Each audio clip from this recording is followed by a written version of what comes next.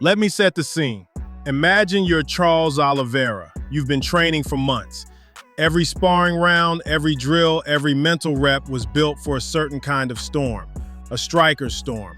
You're not drilling endless takedown defense. You're not grinding wall walks and chain wrestling. You're thinking about fast hands, clean footwork, the kind of firefight that keeps fans on their feet and your rhythm intact. And then, just a few weeks out from fight night in Rio de Janeiro, the whole picture gets flipped upside down. Rafael Fiziev, the striker you were booked against, is out. Injury. Gone. Suddenly, you're left without a dance partner, without the very style you've been preparing for. Now, every name that gets thrown into the mix has a different problem attached to it. Some are wrestlers when you want a striker. Some volunteer and then pull back. Others tease on social media but ghost when contracts show up. That's where Charles Oliveira is today, and that's what we're breaking down. Who should he fight at UFC Rio? What are the risks? And does it even make sense for Oliveira to take a fight that doesn't match the storm he trained for? I'm Reggie Cross, and today on Behind the Lines, we're looking at what's next for a fighter who's earned every ounce of respect inside that octagon. Let's get into it. So let's rewind a little. The main event for UFC Rio, October 11th, 2025, was supposed to be Charles Oliveira versus Rafael Fiziev. On paper, this was perfect. A Brazilian legend fighting a flashy, dangerous striker like Fiziev. That's fireworks for the fans in Rio. Oliveira, despite coming off a knockout loss to Ilia Topuria in June, still had momentum, still had drawing power, still had that aura of chaos every time he walked to the cage. The matchup worked stylistically too. Fiziev is all about speed, crisp combos, brutal kicks, a striker. And Oliveira, well, his greatest strengths are his jiu-jitsu and opportunism, but he's always down to scrap. He thrives in those wild exchanges where he can turn a mistake into a submission or a knockdown. Training for Fiziev meant sharpening his boxing, focusing on distance, expecting to fight someone who would oblige him on the feet. Fans were hyped. Brazil had a hero headlining again. And then, snap. Fiziev out with an injury. When Fiziev pulled, Oliveira's camp suddenly had a huge problem. Because here's the thing, when you train for months for one type of fighter, swapping in another isn't just inconvenient, it can be dangerous. Camps aren't just about cardio and sparring. They're built on game plans, on habits, on conditioning your brain and body to expect certain patterns. And Oliveira made it clear right away. He trained for a striker, not a wrestler. He doesn't want to rip up his camp and start fresh 3 weeks out. He doesn't want to spend fight week stressing about chain takedowns and top control. That's the core tension here. Oliveira's not ducking fights. He's protecting himself from a style mismatch on short notice. But the UFC still needs a headliner in Rio. The card is built on his name. So now the scramble begins. The moment Fiziev dropped out, lightweight started circling. Mateusz Gamrot jumped in fast. He said he's ready. He's already training at American Top Team. He doesn't care about notice. Just give him Oliveira.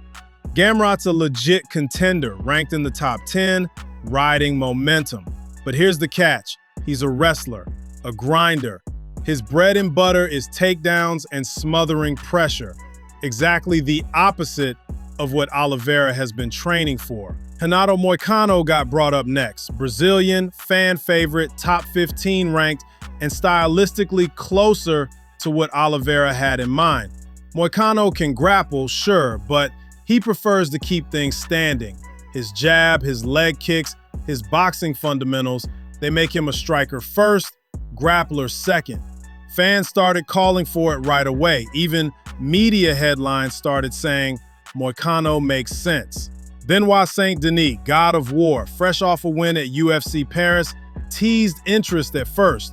On a live stream, he said he'd step in if needed, but then his management backtracked, saying they respect Oliveira too much to take such a massive fight on short notice.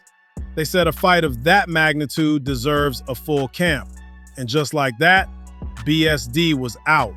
So that left Oliveira in limbo. Fighters volunteering on Twitter, management teams pulling out, fans begging for clarity, and Charles standing in the middle saying, I don't want a wrestler. I want someone who will strike. By the way, if you're enjoying this breakdown and feeling the vibe, hit that subscribe, because we don't just talk headlines, we get into the heart of why these matchups matter. And drop a comment. Who do you think Oliveira should fight at UFC Rio? Moicano? Gamrot? Someone else? I want to hear your take. Okay, back to this. Let's slow down for a second, because some fans hear this and think, why is Oliveira ducking? He's fought everyone. That's not it. This is tactical. This is smart. Training for a striker means you've spent your whole camp focused on distance, angles, shot selection, head movement. You're conditioning yourself to deal with combos, to respond to feints, to exchange in the pocket. Fighting a wrestler like Gamrot, that's a whole different ball game. You need wall walk defense. You need grip fighting. You need to drill underhooks for hours. You condition your lungs for clinch pressure, not kickboxing range. Trying to swap that prep 3 weeks out is asking for disaster, especially when you're Charles Oliveira, a guy who's already taken damage, who just got knocked out by Ilia Topuria in June. Another rough loss could do more than hurt his record. It could shorten his career. So Oliveira drawing a line in the sand, I train for a striker, is about survival. It's about making sure he doesn't walk into a buzzsaw with the wrong toolkit. Now let's talk Gamrot. Gamrot is legit. He's ranked, he's tough, he's relentless. If you're a wrestler, you look at him and think, this guy's a nightmare. But from Oliveira's perspective, Gamrot is the worst kind of short notice opponent. He's durable, he doesn't gas, he can drag you down over and over again, forcing scrambles, grinding minutes off the clock. And Oliveira, for all his jiu-jitsu brilliance, doesn't want that kind of fight right now. It's not that he can't handle it. We've seen him choke out elite grapplers before. It's that this camp wasn't built for that. Gamrot knows this too. That's why he's pushing so hard. He sees an opportunity. Beat Oliveira in Brazil on short notice, that skyrockets him toward a title shot. That puts his name in the same breath as Islam Makhachev and Arman Tsarukyan. So when Oliveira says no, not Gamrot, some fans see fear. I see strategy. He's saying, not this fight, not this time, not this camp. Now here's where it gets interesting, or could get interesting. Renato Moicano is sitting right there, and stylistically, he makes sense. He's not Fiziev, but he's close enough to what Oliveira was preparing for. A striker, a Brazilian, a guy who's main evented before. For the UFC, Moicano versus Oliveira sells itself in Rio. 2 Brazilians, 2 veterans, both with stand-up chops. The crowd would love it. The broadcast sells easy. For Oliveira, Moicano is the safer risk. Not easy. Moicano is legit, but it's the kind of fight where his preparation actually transfers.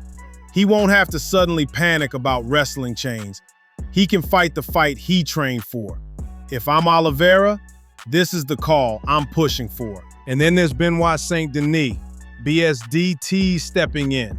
The hype was real for about 48 hours. Fans were buzzing.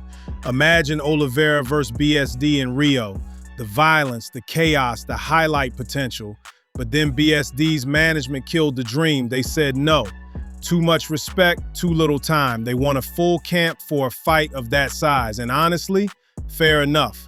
Still, the way that went down added fuel to Oliveira's frustration, because here's a guy who said yes on a live stream only for his team to say no later.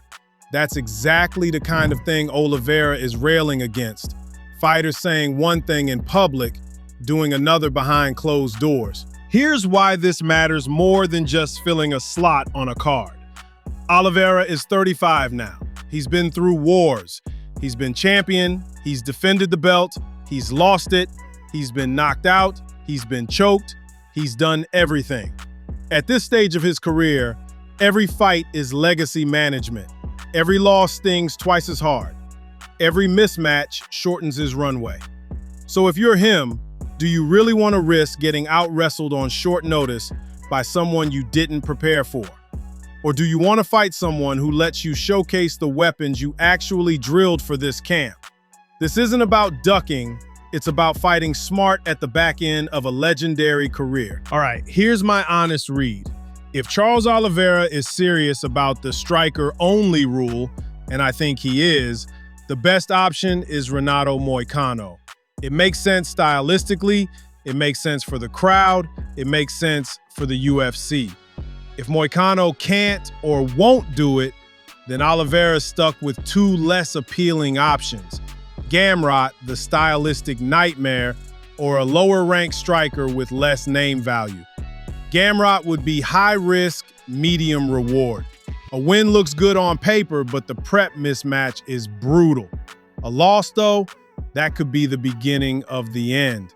A lower-ranked striker, that's low risk, low reward.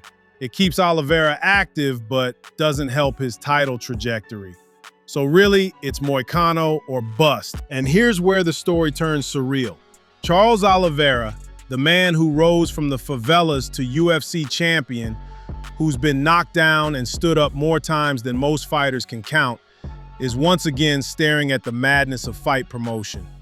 He trained for fist and fire, but now the universe is trying to hand him chain wrestling and grinding top control. He's right to resist, because fighting is not just about guts. It's about rhythm, timing, the flow of preparation into performance. He knows what he drilled, what his body is ready for, and he's daring the UFC to meet him halfway. Gamrot wants in. Moicano's right there. BSD's out. The division's full of noise. And Oliveira, he's standing in the middle of it, gloves up, saying, "I trained for a striker. Bring me one." In the end, it's not just about who he fights. It's about the story he tells with his choice. If he takes Gamrot, it's a gamble with his future. If he takes Moicano, it's a show for his people. If he waits, it's patience over chaos. And maybe that's the truth about Charles Oliveira.